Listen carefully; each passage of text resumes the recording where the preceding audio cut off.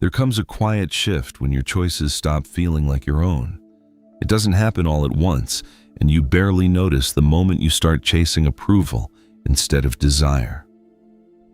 When every word, every glance carries the weight of unseen judges, something inside you shrinks to fit their expectation. You get so good at performing, you forget who you are without the audience. You become invisible to yourself. In Twilight of the Idols, he carves into that hollow ache with no mercy. He who has a why to live can bear almost any how. He threads this idea like a wound that never fully heals. Cut off from your own. Why you trade depth for survival. The cost is subtle but brutal. You tell yourself it's temporary, just until the pressure passes or they finally see you, or you remember what you wanted before they told you what matters. But the longer it drags on, the heavier the mask grows. A job you never wanted, kept so your friends believe you're making it. A relationship driven by habit, or that vague guilt that leaving would mean wasting all this time. You rewrite your preferences in the language of politeness. Even your own thoughts begin to circle them, not you. The plot is familiar in the workplace. You overcommit because saying no feels like rejection in disguise. When your boss asks you to stay late or take on one more thing, you hear yourself say yes before your mind even processes the question. At some point, the echo of your own authenticity is lost in the hum of obligation. In friendships, it cuts differently. You laugh at jokes that make you uneasy, or stay silent when the room needs someone to tell the truth. You nod along, editing yourself in real time, afraid that any real opinion will puncture the peace and draw the wrong kind of gaze. Each tiny surrender feels no big deal until you realize you're assembling a self entirely from borrowed parts. That's where the trap tightens. To be needed by others, you start disowning the parts of you that stubbornly don't fit. You narrate your days as proof of normalcy and hope no one notices the fraying edge underneath. If you catch yourself drifting here, that's not a coincidence. The real terror is how easy this feels at first. It looks like kindness, flexibility, growth. Who could call it bad to make others comfortable? But the philosopher refuses to let us off the hook. He says that comfort sickens into resentment, propping up a version of yourself that can never ask for what you actually need. At home, you find yourself rearranging the furniture of who you are so your partner stays content. You joke about being the easy one, but somewhere in the night, loneliness grows teeth. When did you last say what you really think or want or hope for? Some will argue this is just maturity, the price of peace in a crowded world. Maybe. Or maybe it's cowardice disguised as adaptation. Maybe every time you defer to another's taste in music, food, plans, you chip away at the marrow of being alive with yourself. There's a single telling line in Thus Spoke Zarathustra: become who you are. No soft landing there. It lands more like a dare, a glare held in silence. The danger isn't just external. Over time, you become so skilled at the game of camouflage, you start mistaking the costume for your own skin. You believe, quietly, that being loved means being easy to love, that being accepted means smoothing out every jagged corner that might threaten the group. But at night, when the room is empty and the phone goes dark, that hunger for realness returns ruthless and loud. Why does it matter? Because the cost isn't just existential. It warps your trajectory in ways you barely notice. You say yes at work because you crave approval, but inside, a simmering anger builds every time your real ambitions are left untouched. In relationships, the easy partner eventually becomes invisible, resented for their lack of spark, then blamed for not showing up honestly. Some cultures enforce this silently, punishing difference, worshiping belonging so fiercely it's treated almost as a civic duty. If you step out of line, the consequences come swift: exclusion, mockery, whispered rumors. So you learn to swallow yourself, one little compromise at a time. The philosopher's challenge multiplies because the betrayal is self-inflicted. You become the prison warden and the prisoner. Is this the real you, or just what was left after you gave the rest away? Notice how rarely we admit this aloud, even to ourselves. Here's the interruption. Would you recognize your own voice if you heard it alone? There's a sick irony here. The performance drains you, but authenticity feels riskier, like leaping off a ledge without a visible landing. The internal story is almost always fear. Fear of loss, rejection, or the shame that comes from being too much or not enough. Sometimes it's woven tighter. You now depend on your own emptiness, feeling exposed if you are ever fully seen. You can't imagine what becoming who you are would even look like. And if you could, you're not sure it would be safe. Yet every real moment begins there. Without reclaiming that territory, you risk spending a lifetime devoted to keeping the peace while declaring quiet war on your own wants.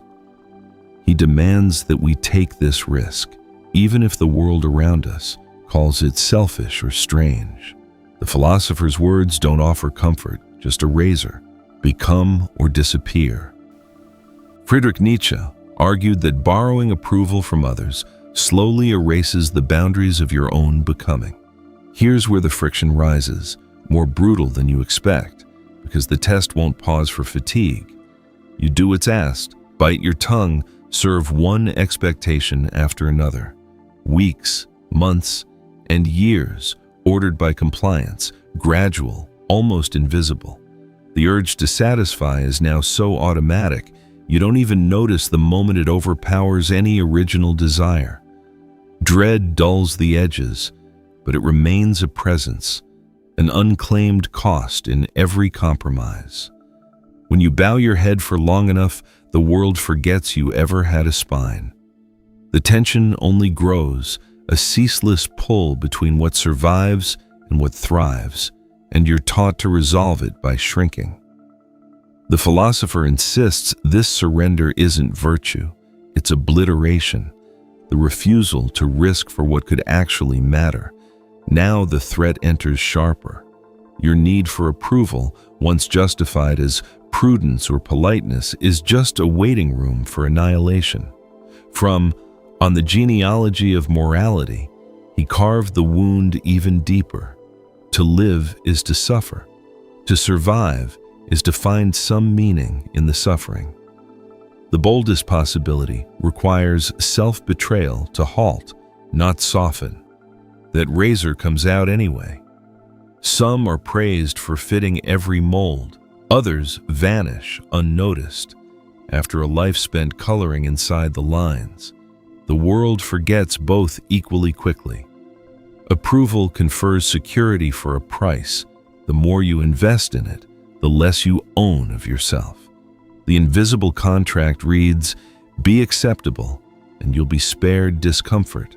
But the fee is permanence.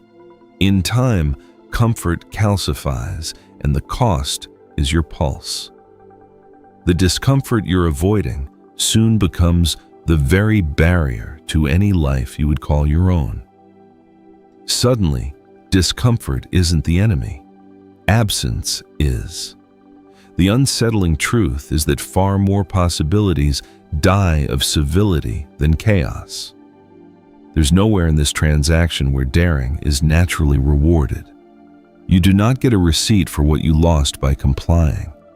If you remain unseen, unclaimed, the world continues smoothly while you slip further beneath your own notice. The cruelest prisons are those without visible doors, where the inmate forgets he ever lived outside. Some will call this melodramatic, but listen. Numbness always masquerades as safety until the numbness itself becomes intolerable. Let's pause for a second. What if your urge to please isn't something you chose, but an inheritance, silent and stubborn? All your borrowed identities, all protective strategies and postures are just disguises carved from your own absence. Each new performance is a vote against your own emergence, a wager that tomorrow you'll finally be allowed. But tomorrow is always neutral. The risk remains the same each day, and most never see the moment they finally become expendable to themselves. What happens when the applause you relied on vanishes altogether? Who do you become with no audience left? The very thing you sought protection from becomes your habitat. And then something sharper. Approval is the cheapest currency. It inflates the more you chase it, worth less with every trade. When you can only see yourself through others' eyes, those eyes become your only mirror. Soon, your own reflection is erased. Notice how quickly that unsettles you. Do you even know what you look like without their gaze? The discomfort you keep running from is the only signal you're not completely lost yet. Here's a line to break the trance. What would it take to finally horrify yourself into action? When the inner voice is just an echo, repetition feels like safety, but it is just the attrition of becoming smaller. Fear will claim its warnings or protection, but it's only inertia, the slow freeze of your own potential. And here's the failure that compounds all others. The moment you try to remember what you ever actually wanted, it's no longer available. The thrill and the ache of being unapproved is the only reliable sign you're still alive underneath. If you wait to be given permission to live as yourself, you'll be waiting forever. The world isn't handing out invitations. No rule will grant you an exception. The moment you break your own pattern, refuse to flatten yourself one more time, the ground underneath actually shifts. Don't look for relief in applause. Applause is just the soft drumbeat of surrender. If you waste your life constructing a self others will tolerate, you inhabit a script written for someone else. Everything you refuse to claim as yourself gets claimed by those who never cared if you existed. Not knowing who you are isn't a static ache. It's an accelerating disappearance. Every day you hesitate, there's less of you left to recover. And so the question tightens. What happens when you finally outgrow the cage, but the world still expects you to perform inside it? In Beyond Good and Evil, the philosopher's diagnosis cuts through the fog of justification. The individual has always had to struggle to keep from being overwhelmed by the tribe. You catch yourself after that sentence, frozen somewhere between relief and terror. For years, maybe decades, the comfort of belonging masked the quiet cost underneath. You endure workplace meetings, knowing exactly which tone will win approval, which silence will earn a nod. You shape your face at family dinners, smoothing every edge so you don't become the subject of whispered worry later. These acts feel harmless until you realize you can't remember which of your gestures ever belonged to you. Stepping outside this pattern doesn't start with grand rebellion, but with a small refusal. to reply the usual way, to nod when you mean no, to keep secrets you don't even believe in. For a moment, the air feels razor thin and everyone notices. The difference is palpable and your heart slams against your chest. You're not just resisting people anymore. You're resisting the template your own history stamped over your instincts. But resistance triggers backlash. When you change, even slightly, others often interpret it as threat, a challenge to a balance they need intact. In friendships, old jokes and routines suddenly ring hollow. Annoyance flickers at the edges, unspoken. In a relationship, you insist on an afternoon alone, and your partner's question stings. Is something wrong? When you finally voice a boundary or even a preference, you risk being cast as difficult or unpredictable. Power rarely changes hands quietly. The tribe, whether family, colleagues, or a partner, often tightens its grip. They remind you of your obligations, your shared history, the things you've always done. And somewhere inside, a smaller voice panics. Will they leave if I disappoint them? You feel selfish, guilty, exposed. A flash. What if, by reclaiming yourself, you're severing the last thread left holding you to the world? Here, the internal mechanism reveals itself. You're not just afraid of loneliness. You're afraid that once stripped of all the borrowed approval, there will be nothing left. This fear is ancient, wired from childhood, reinforced by every social system you pass through. Approval gets confused for oxygen, and you inhale enough of it that the withdrawal feels suffocating. But here's the truth. Nobody says out loud, no matter how much you contort, some part of you always senses the performance. You can mimic connection, but it never fills. You replay imagined conversations, weigh each word, and still find yourself awake at night, feeling the deficit. Think of the cost. What fills the space where your preferences should be when you always defer? In work, you become the quiet shadow. Everyone relies on you, but never remembers your answer. In love, you're the adaptable one, easy to be with, never the cause for complaint. But eventually, you notice a strange fatigue. Every yes costs more. The self you saved from critique is absent from your own memory. What you sacrificed most was time. Years of adaptations cannot be returned. There's no applause loud enough to echo in the silence after everyone leaves.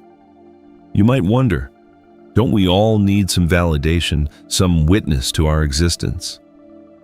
Yes, but craving it above choice is different from ordinary relating. Seeking approval is a kind of bargaining. If I do this right, I'll finally be chosen, celebrated, kept safe. Except the standard always shifts. Your audience gets bored, your script wears thin, and every minor approval only fuels the next round of anxiety. The refusal to disappoint, to ever break form, turns into its own cage. Pause. Look for the places you've started editing yourself automatically, even alone. That layer, self-censorship in absence of any real threat, is the costliest residue of approval seeking. The need to be seen becomes the compulsion not to be seen as unworthy, so you shrink, delay, and apologize for desires you never even let yourself name. Think about a friend who left a job they hated, but only after checking with everyone they knew, needing permission to quit. Or the lover who stays silent in arguments, choosing peace over voice, only to grow resentful until the silence finally shatters everything, years too late. Not everyone gets out. Some people build a whole identity around being pleasing, helpful, diplomatic, even wise. They become the anchor, the fixer, the peacekeeper. The reward is acceptance. but the price is invisibility, not just to others, but to themselves. Their actual anger, longing, interest in anything risky goes underground. "I'm fine" becomes their refrain. But ask them, gently, in a moment of quiet, "What do you want?" if it wouldn't disappoint anyone. Many cannot answer. That blankness is the aftermath of living as approval's servant. Here's what you must not forget. You were not born to be agreeable. Your instincts and urges, your boredom and sharp refusal are not flaws. They're the only evidence left that something original exists in you. Some will push back. Isn't there a virtue in compromise? Don't healthy relationships require some mutual accommodation, some willingness to be shaped by others? Yes, but the distinction is sharp. The difference is consent. Mature compromise emerges from a center, not from collapse, and maturity isn't meekness. In Beyond Good and Evil, the philosopher gave the real test. A person's maturity consists in having found again the seriousness one had as a child at play. The risk and the spark must return. Being shaped by others is not the same as erasure. You can submit to norms, laws, collaborations, but if it always costs you your voice, you lose even what you tried to protect. And here's something you've never been told directly. Disappointment is not a catastrophe. It signals the edges of your difference. You will disappoint others if you want to actually inhabit your own life. There is no exit from this fact. The gain is not comfort.